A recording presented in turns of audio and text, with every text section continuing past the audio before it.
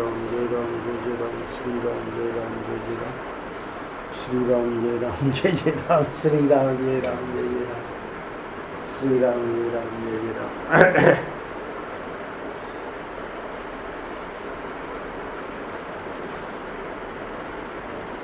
श्याम जी तो रेगुलरली, क्योंकि वहीं बिहार जी के मंदिर के नज़दीक ही हैं, ज़्यादा कितना 2 मिनट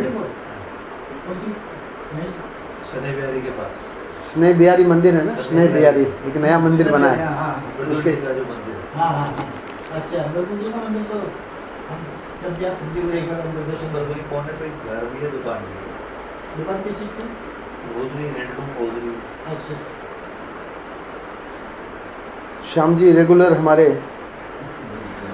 जब से हम आए हैं साउथ में थे 7 साल हम 2000 साल तो हो गए हम यहाँ पे। हैं 15-20 साल तो 15-20 साल आपको हो गए। तो 2009 में हम आ गए। वैसे तो 82 में ही संन्यास ले लिया था महाराष्ट्र से, तो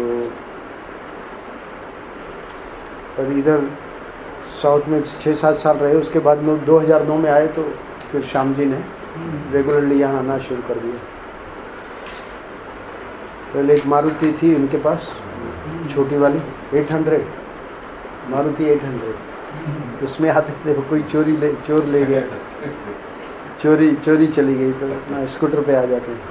हमने तो कहा कि ले लो गाड़ी, तो इनका मन नहीं है। नैनो के लिए तो जेठी ने भी कहा था नैनो ले लो, नहीं गाड़ी ले लो, गाड़ी ले लो। वो तो मैं आपको जरा सी अपनी इच्छा दिखाता तो शायद वो अपनी भी दे देते।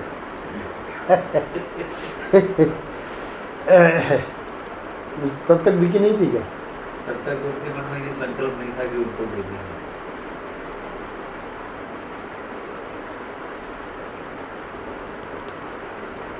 आपकी मिसेज अभी अहमदाबाद गई हुई है।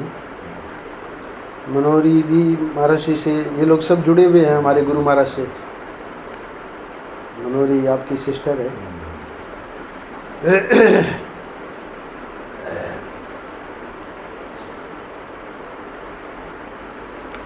आज का जो पृष्ठ है 1 मई का, तो ये संत बहुत ही विरक्त और बहुत ही उनकी जो है रहनी, यहाँ तो मैंने संक्षेप में लिया है। महाराज ने 14-15 पृष्ठों में, 15-16 पृष्ठों में उनकी जीवनी लिखवाई है, संक्षेप में ही जीवनी लिखवाई है। तो उसी में से मैंने एक पृष्ठ बनाया है। स्वयं हमारे गुरु महाराज उनके पास जाते थे। गुरु महाराज ने जब संन्यास नहीं लिया था पंडित शंतनु बिहारी द्विवेदी के रूप में, तब भी वहाँ उनका हरिद्वार वगैरह जाना होता था बनारस से। बनारस उनका जन्म स्थान तो बनारस के पास में है, करीब 40 किलोमीटर। और हरिद्वार आते रहते थे तो ये संत से ज़रूर मिलते थे। स्वयं काफ़ी उनसे प्रभावित थे। संत महाराज, संत भगवान जो हैं, भिक्षु शंकरानंद उनका नाम था। तो भिक्षु शंकरानंद जो हैं, भागवत वगैरह का ज़्यादा उनका वो नहीं था अध्ययन, तो गुरु महाराज ने उनको भागवत सुनाई भी। आज बताएंगे कि कैसे उन्होंने फिर दक्षिणा भी दी। तो बड़े विरक्त संत थे और महाराज ने उनकी विशेषताएं बताई हैं। कुछ ऐसा था कि जो मंडलेश्वर और महंत और इन लोगों की प्राय निंदा करते थे। वो महाराज ने कहा भी आप क्यों निंदा करते हो? बोले कि ये लोगों को गुमराह करते हैं। तो फिर स्वाभाविक है कि इस प्रकार निंदा करने से लोग भड़क जाते हैं। उनको विष भी दे दिया गया था। एक यात्रा में जब महाराज गए तो जहाँ वो रुकते थे, वो संत जहाँ खंडहर में रहते थे वहाँ नहीं मिले। तब महाराज ने पता लगाया तो फिर उनको ये विष वाली घटना पता लगी। फिर उनका दर्शन करने गए, दूसरी जगह उनको शिफ्ट कर दिया था। वो भी आज बताएंगे आज के पृष्ठ में। तो ये संतों की जो विलक्षण रहनी, 24 घंटे में सिर्फ एक ही बार पाते थे, उसके बाद फिर कोई मतलब ही नहीं, इलायची तक नहीं खाते थे। महाराज श्री ने लिखा है, हमने सेवा की तो महाराज श्री ने तो सेवा नहीं की, पर महाराज श्री ने अपने शिष्य को उनकी सेवा में रख दिया था। प्रबुद्धानंद जी 1 महीने तक उनकी सेवा में रहे, तो उसका भाव वही है कि हमने उनकी सेवा की। तो प्रबुद्धानंद जी हमको तो दर्शन नहीं हुए, पर प्रबुद्धानंद जी जो है महाराज श्री के शिष्य, उनको ये सौभाग्य मिला उनकी सेवा करने का। और वो बताया करते थे कि 24 घंटे में एक बार बस जो भी भिक्षा होती थी वो लेते थे, उसके बाद इलायची भी नहीं। भिक्षु श्री शंकरानंद जी महाराज, आनंद रस रत्नाकर, 1 मई, पावन प्रसंग, 145 से 165, यानी 20 पृष्ठों का है ये। तो 20 पृष्ठों की सामग्री एक पृष्ठ में तो कर नहीं सकते, तो उसमें मुख्य मुख्य पॉइंट मैंने लिए हैं। सन 1930 के लगभग की बात है। कनखल ये हरिद्वार के पास ही है। कनखल में सूरतगिरी के बंगले के दूसरी ओर अटल अखाड़े का एक खंडहर है। अब तो सब खत्म हो गया होगा, पर क्योंकि अब तो 30 में 100 साल हो जाएंगे, 2030 में 100 साल हो जाएंगे, 15 तो यही है, अगले 15 साल में 100 साल पहले की बात है, करीब 85 साल पहले की। तो भिक्षु शंकरानंद जी उसी में एक चबूतरे पर टाट बिछाकर रहते थे। शरीर पर लंगोटी मात्र थी। बहुत से महात्मा लोग लंगोटी में, कोपिन में, हमारे सामने रमण महर्षि का चित्र है, ये भी कोपिन में ही रहते थे। तो कह रहे शरीर पर लंगोटी मात्र थी, उद्दीप्त ललाट, सिर पर आगे की ओर बाल नहीं थे। तो महाराज जी जब दर्शन करने गए तो हंसते हुए उन्होंने पूछा कि कैसे आए। महाराज जी ने उत्तर दिया कि आपके दर्शन के लिए आए। तो और जोर से हंसने लगे, बोले कि अपना दर्शन करो, आप ही हो, इसके लिए आने जाने की क्या आवश्यकता है। तो महाराज जी कहते हैं कि मुझे वेदांत के संस्कार थे, यानी वो क्या कह रहे थे वो मैं समझ गया, बात अच्छी लगी उनके बारे में। वहाँ तो जहाँ 20 पृष्ठों में महाराज जी ने लिखा है, वहाँ तो बड़े विस्तार में है, मैंने संक्षेप में लिया है। वे बाल्यावस्था से ही सत्यनिष्ठ थे, एक बार जो कह देते उस पर दृढ़ रहते। गुजरात का शरीर था इनका, तो वहाँ बाल्यावस्था की घटना महाराज जी ने लिखी है कि उन्होंने मुश्किल से, मुझे लगता है 10-12 साल की उम्र थी, तो घर वालों को कह दिया कि अब मैं जा रहा हूँ यहाँ से सब कुछ छोड़ के। तो एक बार जो कह देते उस पर दृढ़ रहते। अब 10-12 साल की उम्र में तो घर वाले उनको रोक सकते थे, पर वो कुछ नहीं, कोई नहीं रोक पाया। आ गए यहाँ हिमालय में, गुजरात छोड़ के इधर आ गए और अपनी प्रतिज्ञा का पालन करते। जो भी बात कह देते वो दृढ़ रहते उस पर। और एक बात और भी उनके बारे में पता लगी, महाराज जी को ज्ञात हुआ कि वे 24 घंटे में केवल एक ही बार खाते हैं, एक बार ही खाते हैं। अच्छा, भिक्षु शंकरानंद जी ने हरिद्वार कनखल के अनेक महात्माओं से श्रुति एवं दर्शन शास्त्रों का अध्ययन किया। बचपन में आ गए थे, महात्मा लोगों ने उनको पढ़ाया। वे अध्ययन करने के लिए किसी के भी पास चले जाते थे। उन्हें बाद में, मतलब जब बड़े हो गए और काफ़ी विद्वान हो गए, तब भी उन्हें अपनी श्रेष्ठता का कोई अभिमान नहीं था। कोई भी है, आया है संत, उसके पास चले जाएंगे, उसके पास नीचे बैठेंगे, पूछेंगे। यहाँ महाराज जी हम लोगों को एक काम की बात बता रहे हैं, अभिमान जिज्ञासु को उत्तम ज्ञान से वंचित रखता है। यानी अगर हम लोग अभिमान में बने रहेंगे तो, कल था ना ब्रह्म जिज्ञासु, ब्रह्म का जिज्ञासु दुर्लभ है, तो एक तो जिज्ञासु ही दुर्लभ है, ब्रह्म का जिज्ञासु बड़ा दुर्लभ है। तो ये आज एक और महत्वपूर्ण बात बता रहे हैं कि अभिमान जिज्ञासु को उत्तम ज्ञान से वंचित रखता है। हमको श्याम जी ने बताया कि भाई अच्छे महात्मा आए हुए हैं, है ना, हम गए वहाँ, हमको अपना अभिमान है ना, हम तो सब जानते हैं। तो अब वो महात्मा बेचारे क्या बताएंगे। तो क्या होगा, अभिमान जिज्ञासु को उत्तम ज्ञान से वंचित रखता है। श्याम जी ने तो बताया कि जाएंगे, कुछ पूछेंगे, कोई बढ़िया चर्चा चलेगी, है ना, और भी कुछ बातें जानने को मिलेगी।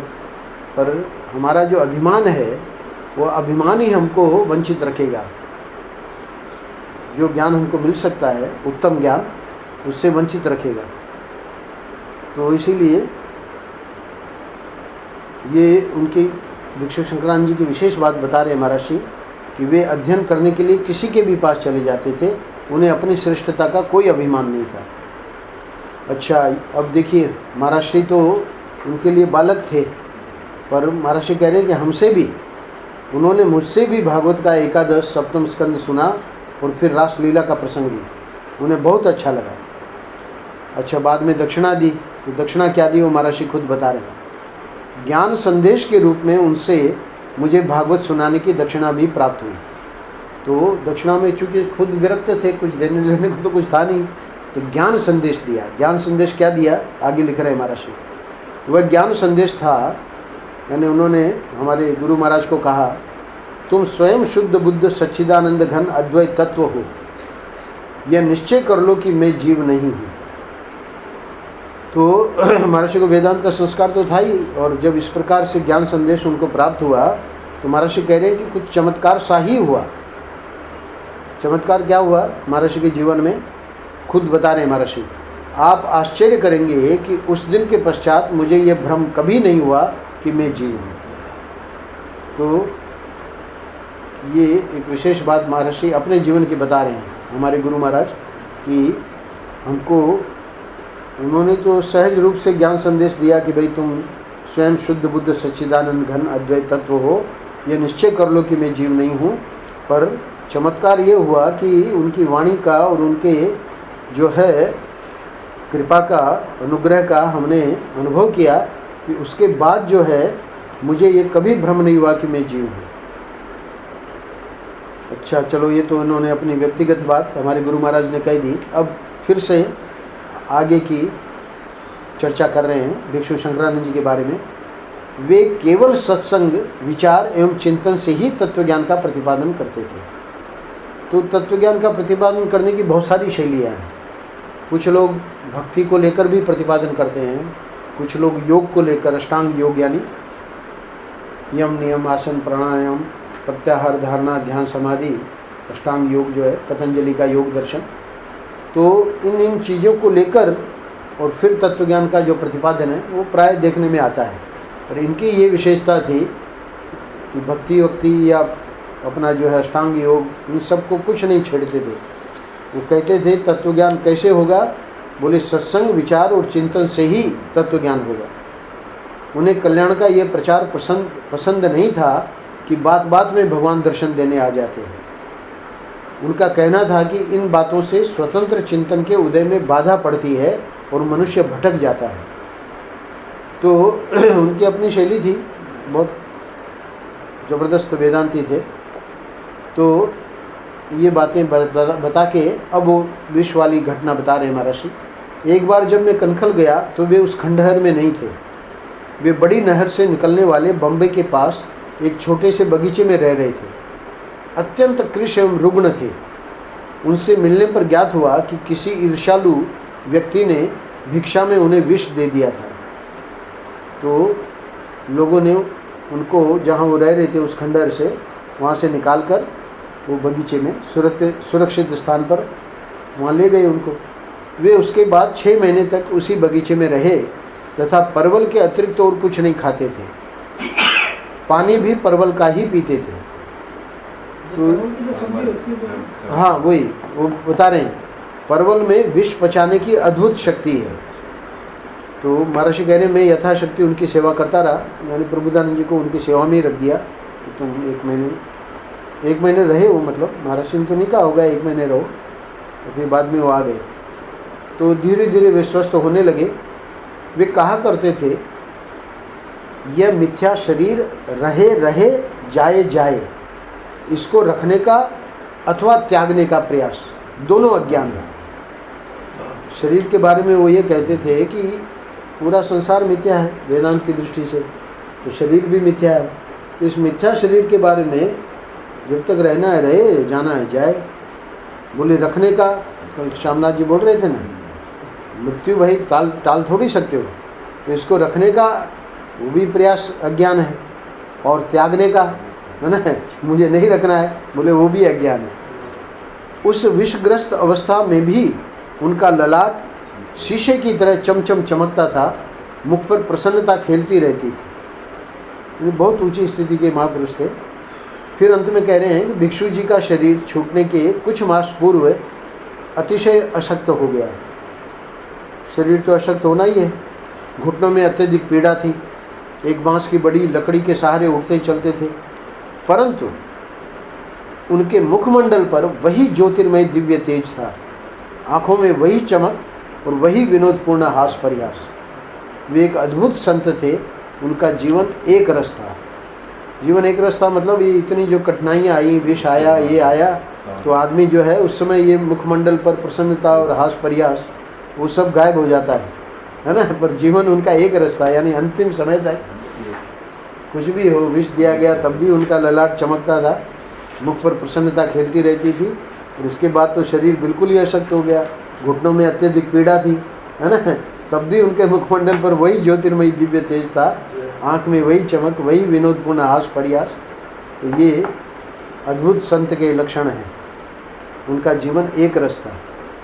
तो संक्षेप में मैंने एक पृष्ठ में लिया है, प्रेरक प्रसंग, पावन प्रसंग करके महर्षि की पुस्तक है, उसी में कोई उसको विस्तार में देखना चाहे तो 145 से 165 बहुत सुंदर लिखा है महर्षि ने।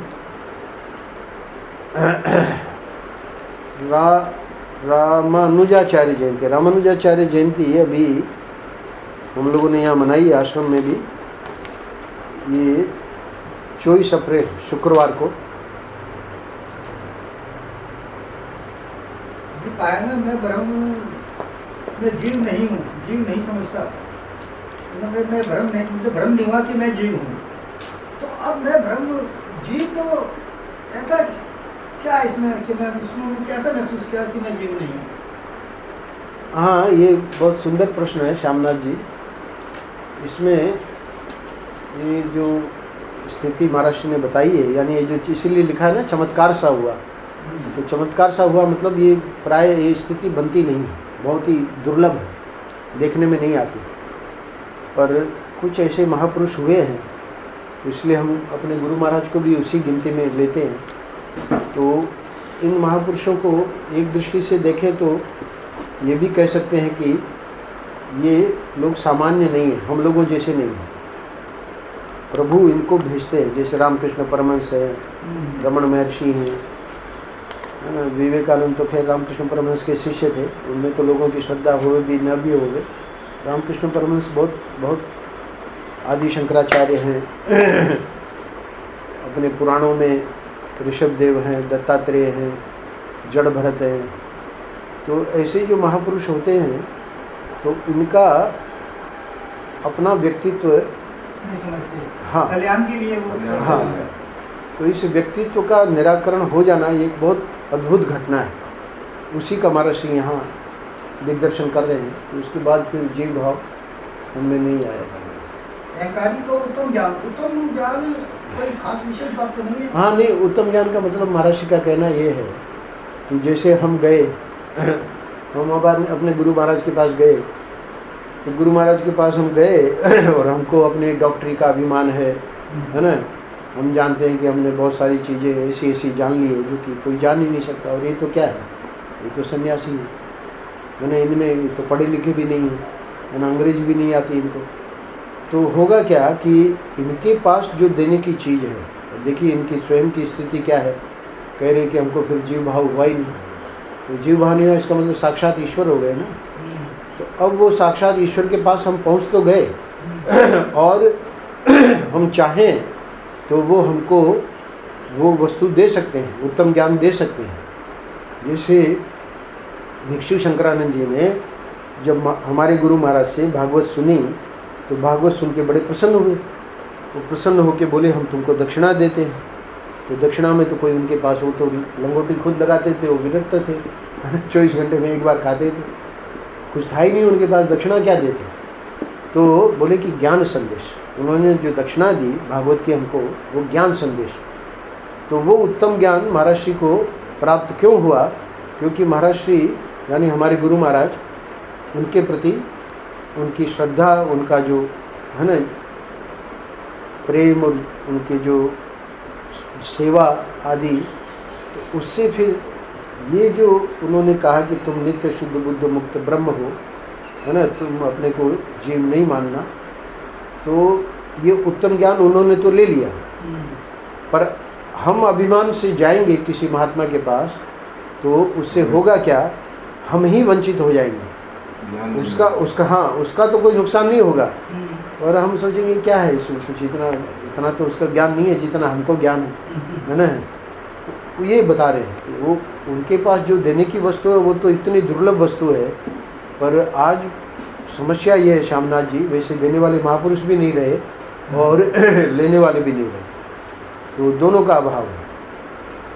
तो इसलिए अर्जुन को भी भगवान ने कहा कि मैं तेरे को ये ज्ञान दे रहा हूँ, 4थे अध्याय में गीता में कहा।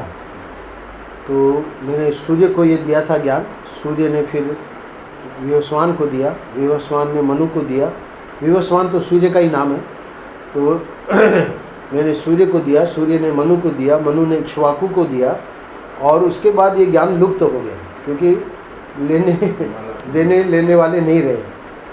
अब मैं तेरे को ये ज्ञान दे रहा हूँ, 4थे अध्याय में कह रहे हैं, भक्तोसी में सखा चेती रहस्यम हेतुदुत्तम। ये उत्तम ज्ञान जो है ये मैं तुझे दे रहा हूँ क्योंकि तू मेरा भक्त है और तू मेरा सखा है। तो इस प्रकार जब वो गुरु की प्रसन्नता होती है तब वो उनके हृदय से वो चीज़ निकलती है, और हम अगर अभिमान से जा रहे हैं तो फिर प्रश्न ही नहीं है कि वो वस्तु निकले। तो वस्तु लेने के लिए तो हमको मतलब झुकना ही पड़ेगा ना, ये वहाँ मतलब है। तो हाँ, मैं कह रहा था रामानुजाचार्य जयंती के बारे में। तो 24 अप्रैल को रामानुजाचार्य जयंती मनाई गई आश्रम में, और आश्रम से ये जो ईमेल के एड्रेसेज हैं करीब 100-150 के करीब, तो उन सबको ये मिला।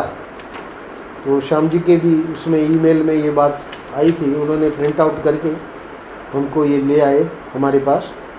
तो इसमें रामानुजाचार्य जयंती के दिन बहुत बढ़िया बात तो रामानुजाचार्य के सिद्धांत की महाराज श्री ने यहाँ बताई है। पूजा, उपासना, भक्ति और समर्पण। पूजा में क्या है, तो पूजा में महाराज श्री कह रहे हैं कि क्रिया की प्रधानता होती है। अभी रविवार को पूजा है आश्रम में, वो बंसल ने बनाया है अपना कमरा, तो उसका हवन है, पूजा है। 3 तारीख को कह दिया कि 10:30 बजे से 12:30 बजे तक तो होगा, आप आ जाना, और भोजन है 12:30 बजे। तो पूजा में क्रिया की प्रधानता होती है, वो आ जाएगा अपना लेके। मनोरी ने भी करवाया ना अपना गृह प्रवेश। हाँ, वही तो क्रिया की प्रधानता है, वही तो बता रहे हैं। पूजा में क्रिया की प्रधानता होती है ना, फूल लाओ, लकड़ी लाओ, ये लाओ, घी लाओ, है ना। और उपासना में विधि, जो गुरु ने विधि बताई है, विधि की प्रधानता होती है। और भक्ति में प्रेम की प्रधानता होती है ना। समर्पण के लिए कह रहे हैं, समर्पण में भगवान के लिए वस्तु का समर्पण, क्रिया का समर्पण, भोग का समर्पण, धर्म का समर्पण, तपस्या का समर्पण। इतना ही नहीं, प्यार भी और विचार भी, मन और बुद्धि भी, है ना। तो ये सब चीज़ें जो हैं वो भगवान को समर्पित कर दो। तो महर्षि कह रहे हैं कि ये सब साधना है, पूजा भी साधना है, उपासना भी साधना है, भक्ति भी साधना है, समर्पण भी साधना है। परंतु ये जो आखिरी बात जो है शरणागति, समर्पण, उसकी विशेषता बता रहे हैं। शरणागति में ये विशेषता है कि उपाय और उपेय, उपाय यानी साधन और उपेय यानी साध्य, दोनों एक है। वही प्राप्य है और वही प्राप्ति के साधन है। तो शरणागति में विशेषता क्या है कि भगवान ही हमको प्राप्त करवाएंगे और भगवान ही प्राप्त होंगे। अब प्रश्न उठता है कि किसके प्रति हम शरणागत होंगे, शरणागति किसकी लेवे। तो इस संबंध में श्री रामानुजाचार्य जी महाराज ने कहा कि शरण उसकी लेनी चाहिए जो 4 बातें बताई, सर्वज्ञ हो, सर्वशक्तिमान हो, दयालु हो, और चौथी बात क्या है, चौथी बात में 2 शब्द जो कि थोड़े से अपरिचित शब्द हैं, संस्कृत के शब्द है, महर्षि ने यहाँ उनको समझा दिया है। क्या है कि जिनकी हम शरण ले वो आश्रित कार्य निर्वाहक हो और आश्रयण सोकरिया पादक हो। तो आश्रित कार्य निर्वाहक और आश्रयण सोकरिया पादक, ये चौथा पॉइंट है। तो पहले 3 पॉइंट क्या है कि शरण उसकी लेनी चाहिए जो सर्वज्ञ हो। सर्वज्ञ का मतलब माने हमारे हृदय की जानता हो। तो हम गए गुरु महाराज के पास, है ना, और अंदर बहुत ही कष्ट है हमको। तो अगर गुरु महाराज सर्वज्ञ हैं तो बिना बोले वो हमको कह देंगे भाई क्या बात है ना, हालांकि हम छुपा रहे हैं पर वो कह देंगे क्या बात है। तो सर्वज्ञ माने हमारे हृदय की जानता हो और सर्वशक्ति हो माने उसको पूरा करने की शक्ति रखता हो। हृदय का कष्ट तो है पर उसको दूर नहीं कर सकते, है ना, तो फिर वो शरण लेने का कोई फ़ायदा नहीं। तो सर्वज्ञ भी होना चाहिए और सर्वशक्ति भी होना चाहिए। उसको जो भी हमारा कष्ट है उसको दूर करने की शक्ति या हमारी जो कामना है उसको पूरा करने की शक्ति वो हो, उसकी शरण ले। अच्छा, सर्वज्ञ भी है, सर्वशक्ति भी है पर दयालु नहीं है, तो बोले तब भी काम नहीं बनेगा। क्यों? क्योंकि उन्होंने जान भी लिया और उनमें शक्ति भी है पर दया नहीं है ना, तो उपेक्षा कर दी। तो बोले नहीं, दयालु इतना कोमल हृदय हो कि उसको पूर्ण किए बिना रह नहीं सकता हो। हम जब गए उनके पास तो उन्होंने जैसे ही पता लगा कि भाई श्याम जी को थोड़ा कोई कष्ट है तो श्याम जी कुछ कह भी नहीं रहे, तो खुद ही भाई श्याम जी तुम ऐसे करो, बिहारी जी जाओ, है ना, और ये वाला मंत्र का जप करो। श्याम जी ने तो पूछा भी नहीं, पर दयालु दया है ना, सर्वज्ञ भी है, सर्वशक्तिमान भी है, दया भी है। तो दया है तो फिर ये मंत्र करो और ये बिहारी जी जाओ, इसकी क्या जरूरत है, सीधी अपने आशीर्वाद से कर दे ठीक। इसमें महात्मा लोग बड़ी लीला करते हैं। क्यों? क्योंकि इससे फिर ये जो है ना आलतू फालतू के लोग वो पीछे पड़ जाएंगे कि ये तो बड़े चमत्कारी महात्मा है ना, तो इसलिए जानबूझ के लगा देते हैं। उसको व्यक्ति को भी लगेगा मैं बिहारी जी गया, ये मंत्र किया तब ये हुआ, है ना, उसको ये नहीं समझ में आएगा कि उनकी कृपा से हुआ, हो तो रहा उनकी कृपा से ही, और वो जानबूझ के तो कह रहे हैं कि दयालु इतना हो कोमल हृदय कि उसको पूर्ण किए बिना रह नहीं सकता हो। अब जो अंतिम वाक्य वो 2 बातें कही, इतना ही नहीं, वह आश्रित कार्य निर्वाहक हो और आश्रय सोकर या पादक हो, उसको समझा रहे हैं। आश्रित कार्य निर्वाहक वह होता है जो अपने शरणागत के सारे कार्य, आश्रित कार्य, तो आश्रित कार्य यानी श्याम जी आश्रित है और गुरु महाराज का आश्रय लिया है, शरण लिए, तो गुरु महाराज को आश्रित यानी श्याम जी का कार्य निर्वाहक यानी उनके ही सारे कार्य, जो कुछ भी उसको अपने जीवन में करना बाकी है उसको स्वयं वही कर दे, कह दे बस बस बस अब तुम देखो और मैं तुम्हारा काम किए देता हूँ। आश्रित कार्य निर्वाहक ठाकुर जी का बहुत बड़ा गुण है, ये महर्षि बता रहे हैं। कैसे? आश्रित को बैठा दिया नाव पर कि तुम तो मेरी ओर देखो और मैं नाव खेकर पार करता हूँ, तुम्हें अपने हाथ से नाव खेने की ज़रूरत नहीं है। इसको साधारण रूप से लोग नहीं समझते हैं। तो आश्रित कार्य निर्वाहक जो ठाकुर जी का स्वरूप है ना, बिहारी जी की शरण में जाओ ना, क्योंकि वो सर्वशक्तिमान भी है, सर्वज्ञ भी है, दयालु भी है, आश्रित कार्य निर्वाहक भी है और आश्रयण सौकर्या पादक। आश्रयण सौकर्या पादक क्या है वो आगे समझाएंगे। तो आश्रित कार्य निर्वाहक में बहुत बड़ी बात कह रहे हैं महर्षि। वह आश्रित कार्य निर्वाहक वह होता है जो अपने शरणागत के सारे कार्य, जो कुछ भी उसको अपने जीवन में करना बाकी है उसको स्वयं वही कर दे। तो ये तो बहुत ही बढ़िया हो गया। यानी अभी हम लोगों को कितने काम करने बाकी हैं भाई, ज्ञान भी हो जाए, ये भी हो जाए, इनमें बच्चे भी ठीक रहे, गृहस्थों के लिए उनका भी, तन्मय का, बिट्टू का, है ना, हमारे मोनू का, नमन का। तो आप लोगों के परिवार का तो मुझे नहीं पता है, तो जिनके नाम मालूम है ना, यहाँ खुशी है और बच्चे हैं, है ना, परिवार के भी। तो कह रहे हैं कि शरणागत के सारे कार्य, जो कुछ भी उसको अपने जीवन में करना बाकी है, ये बहुत बड़ी बात है। इसका अर्थ ये है कि जब हम शरण ले लेते हैं गुरु महाराज की या बिहारी जी की, तो ये बात हृदय में निश्चित रहनी चाहिए कि अब हम कुछ नहीं कर रहे हैं, हाँ, सब वही कर रहे हैं। वो सब वही कर रहे हैं। करता वही है। ये भाव है महाराज का। और ये बात आनी बहुत कठिन है। जिसके हृदय में आ गई वो तो धन्य है, क्योंकि कर वही रहे, सच्ची बात यह है। हाँ, पर फिर भी व्यक्ति को लगता है कि मैं कर रहा हूँ, वो तो अभिमान है। अभिमान है। अखिलेश जी ठीक कह रहे हैं। तो कह रहे हैं कि अपने शरणागत के सारे कार्य, इसीलिए महाराज जी को अंत में कहना पड़ा कि इसको साधारण रूप से लोग नहीं समझते हैं। ये वाक्य क्यों कहना पड़ा? कहाँ समझते हैं हम लोग? कर वही रहे हैं पर हमको लगता है हम कर रहे हैं। तो शरणागत के सारे कार्य जो कुछ भी उसको अपने जीवन में करना बाकी है, उसको स्वयं वही कर दे। ये अंडरलाइन। तो अब नया नया उनकी लिस्ट बढ़ाओ नहीं। अब जो है बस जो है वो मतलब उनको तो ज्ञान देना है ना कि जन्म मरण के चक्र से छुड़ाना है। अब तुम जो है और दुनिया भर का कि भाई अब ये 3 माले की बिल्डिंग बनानी है और ये करना है वो करना है, उस चक्कर में मत पड़ो। तो स्वयं कर दे, कह दे कि बस बस बस अब तुम देखो और मैं तुम्हारा काम किए देता हूँ। तो भगवान भी हर किसी को अपनी शरण में लेंगे भी नहीं, क्योंकि ऐसा होना चाहिए जो कि ज़्यादा लिस्ट न बढ़ावे। क्योंकि अब जब ऐसे पता लग गया ना कि भाई वो सब कर देंगे तो हम अपना बढ़ाते जाएंगे, ये ठीक नहीं है। भगवान को ऐसा क्यों बढ़ाने की क्यों नहीं जरूरत है? भाई प्रेम करो ना भगवान से, और भगवान का तत्व जान लो, ताकि जन्म मरण का चक्र ही छूट जाए ना। बोले महाराज जन्म मरण का चक्र काहे को छुड़ाते हो? हम पैदा होते रहेंगे और भगवान के भक्त बने रहेंगे।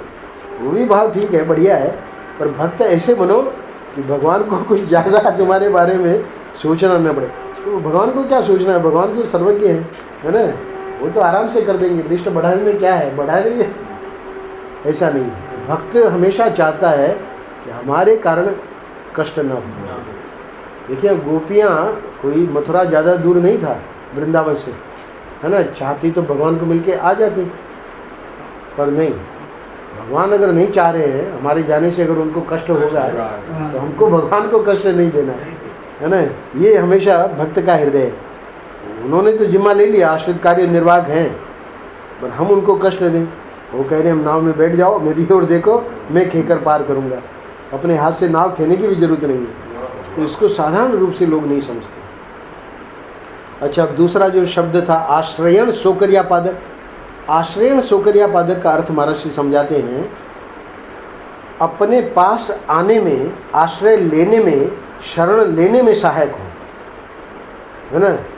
बिहारी जी गए, देखा पर्दा बंद, तो भक्त को कभी कष्ट नहीं होता। क्यों?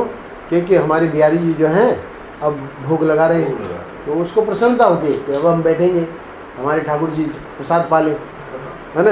और दूसरा व्यक्ति होगा, देखो हम आए और इन्होंने पट बंद कर लिए, है ना, पर्दा लगा लिया। नहीं, आश्रय सोकरिया पादक का मतलब है कि अपने पास आने में, आश्रय लेने में, शरण लेने में सहायक हो।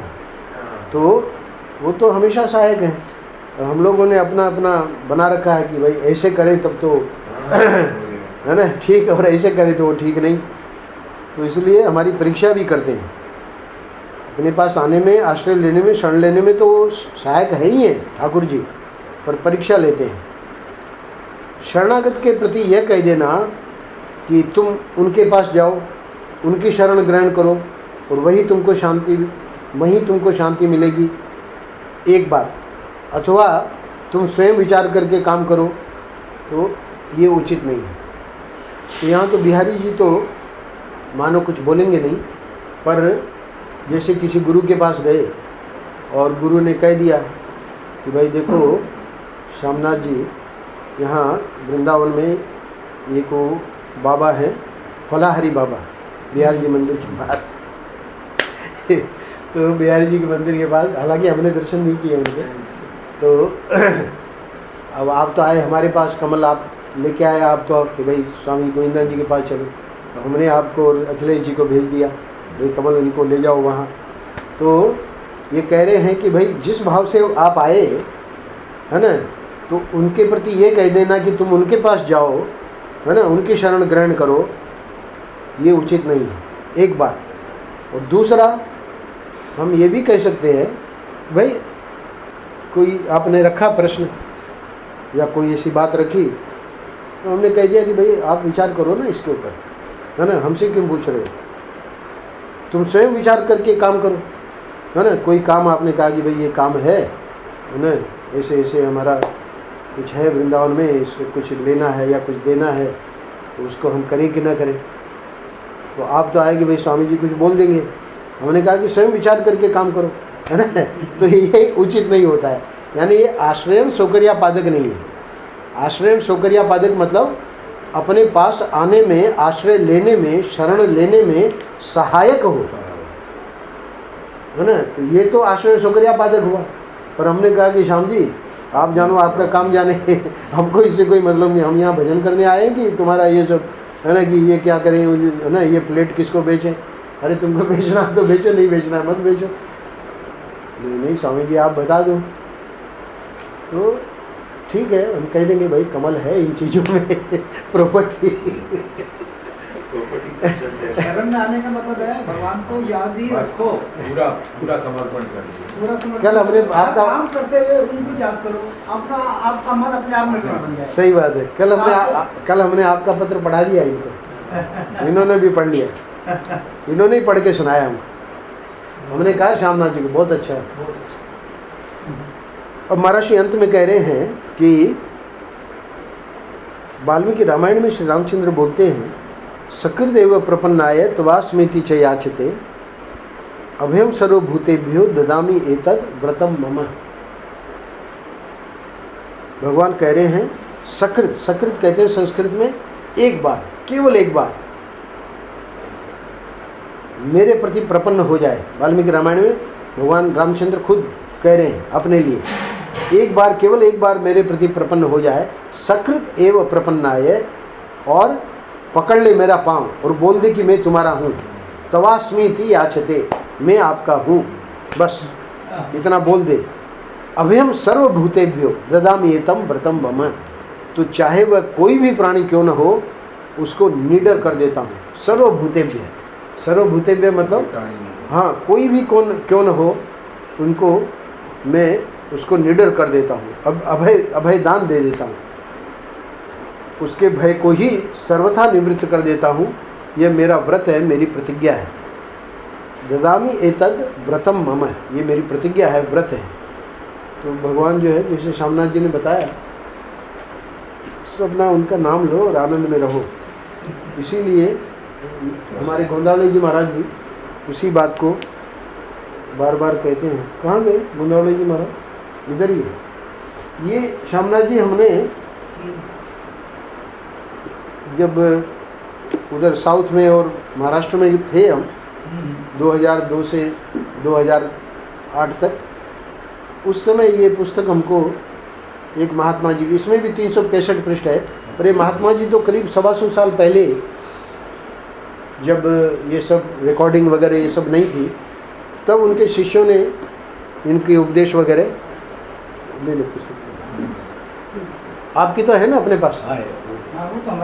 तो उस समय लोगों ने इनके लिख लिए थे, और बाद में इनके शरीर पूरा होने के बाद जो जिन्होंने लिख लिए थे उनको लेकर उनके उपदेशों का ये 365 पृष्ठ बनाए। तो हमको इस स्थान में करीब 3 महीने हम रहे। उनका समाधि स्थल है सतारा डिस्ट्रिक्ट महाराष्ट्र में। तो बड़ी उनकी नाम स्मरण की साधना बड़ी ज़बरदस्त है। ये माला का ही चित्र बनाया हुआ है। तो नाम स्मरण, बस वही जो आप कह रहे हैं, कहते थे सबको नाम स्मरण करो।